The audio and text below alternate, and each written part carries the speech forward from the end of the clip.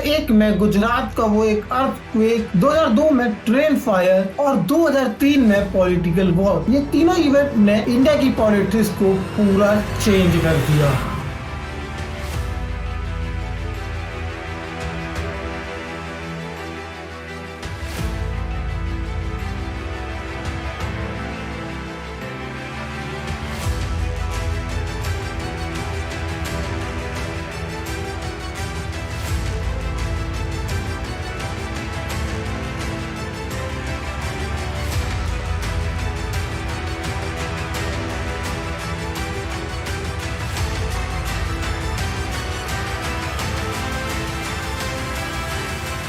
एक ऐसा लीडर, ना ही जिसके पास कोई फैन बेस था, ना ही कोई पॉलिटिकल लेगेसी, पर वो आगे चल के इंडिया का सबसे पावरफुल लीडर बना। कैसे?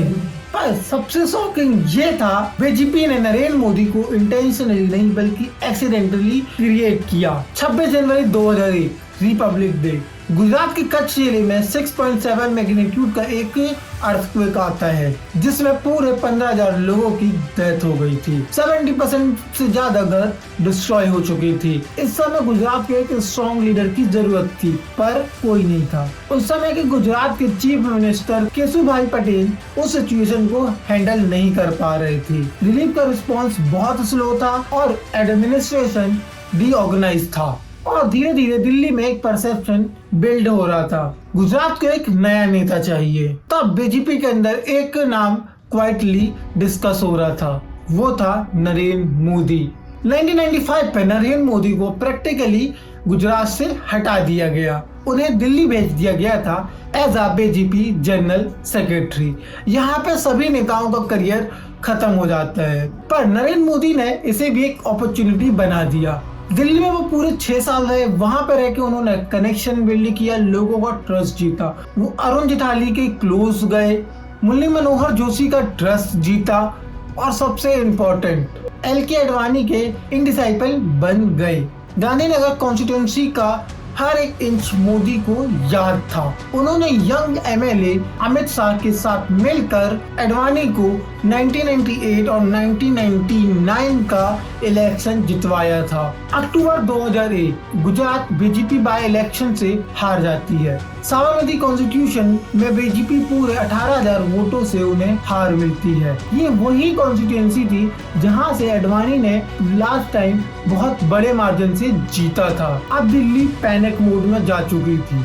अब आडवाणी के घर में पूरे 3 घंटे की एक गंभीर मीटिंग होती है। वहाँ पे डिसाइड होता है केशुभाई पटेल को रिप्लेस करना पड़ेगा। पर यहाँ पे एक बात नोटिस करनी होगी कि जो बीजेपी के वाजपेयी नहीं चाहते थे कि नरेंद्र मोदी आए, पर आडवाणी अपनी जिद पे अड़े रहे, जिस कारण नरेंद्र मोदी को बुलाना पड़ा। क्योंकि आडवाणी को लगता था मोदी एक लॉयल बैकरूम स्ट्रेटेजिस्ट है, ना ही उनका कोई फैन बेस है, जिस कारण उन्हें कंट्रोल करना बहुत आसान हो जाएगा। फिर आता है वो मूवमेंट जिसने इंडियन पॉलिटिक्स को पूरी तरीके से बदल के रख दिया।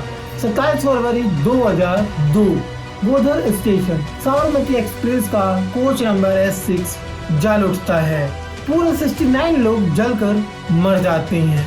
उसके बाद गुजरात में कम्युनल वॉर स्टार्ट हो जाती है। 51 towns, 993 villages, 1000 death, lakhs displaced, national media, opposition parties, international press सब नरेंद्र मोदी के रेजिग्नेशन की डिमांड करने लगते हैं। इवन बीजेपी अलायंस भी प्रेशर देने लगती है। अटल बिहारी वाजपेयी भी परेशान हो चुकी थी, उनकी सैकड़ों इमेज पे भी अटैक हो रहे थे।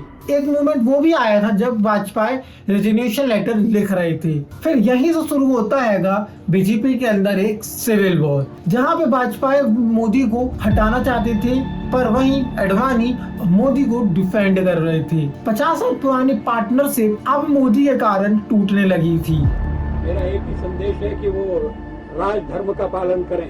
वाजपेयी गुजरात जाते हैं, रेफ्यूजी कैंप को देखते हैं, विक्टिम से मिलते हैं, और दिल्ली वापस आकर वो डिसाइड कर लेते हैं कि मोदी को हटाना पड़ेगा। फाइनल डिसीजन हुआ बीजेपी नेशनल मीटिंग में होता है। 12 अप्रैल 2002 250 बीजेपी लीडर्स हॉल में बैठे थे। प्लान बहुत सिंपल था, मोदी आएंगे, रेजिग्नेशन देंगे और सभी उसे एक्सेप्ट कर लेंगे। पर यहाँ पे गेम रिवर्स हो गया। मोदी स्टेज पे खड़े होते हैं, लॉन्ग स्पीच देते हैं और बोलते हैं I resign as chief minister. Suddenly पूरा क्राउड मोदी के सपोर्ट में स्लोगन चिल्लाने लगता है। रिजिग्नेशन रिजेक्ट कर दिया जाता है, पर क्यों? लेकिन रिपोर्ट्स के अकॉर्डिंग ये पूरा प्लान अडवाणी और वेंकटेश्वर नायडू ने प्लान किया था। दिसंबर 2002 गुजरात इलेक्शन, और यही वो इलेक्शन था जिसने नरेंद्र मोदी को एक नेशनल आइडेंटिटी बना दिया था।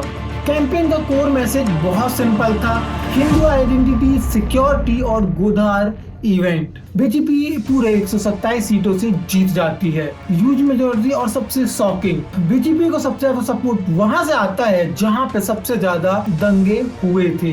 ये सिर्फ इलेक्शन की जीत नहीं थी, बल्कि बीजेपी के ओल्ड मॉडल का एंड था। एक आदमी जो 2001 तक टेम्पररी सोल्यूशन और टोटली इनरिलेवेंट था, वो आगे चल के सिर्फ एक साल में बीजेपी का फ्यूचर बन गया। वाजपेयी और अडवाणी ने सोचा था कि ये आदमी सिर्फ एक टेम्पररी सोल्यूशन है, पर वही लीडर आगे चल के बीजेपी का सेंटर लीडर बन गया और उनका फ्यूचर भी। बस शुरुआत यही थी।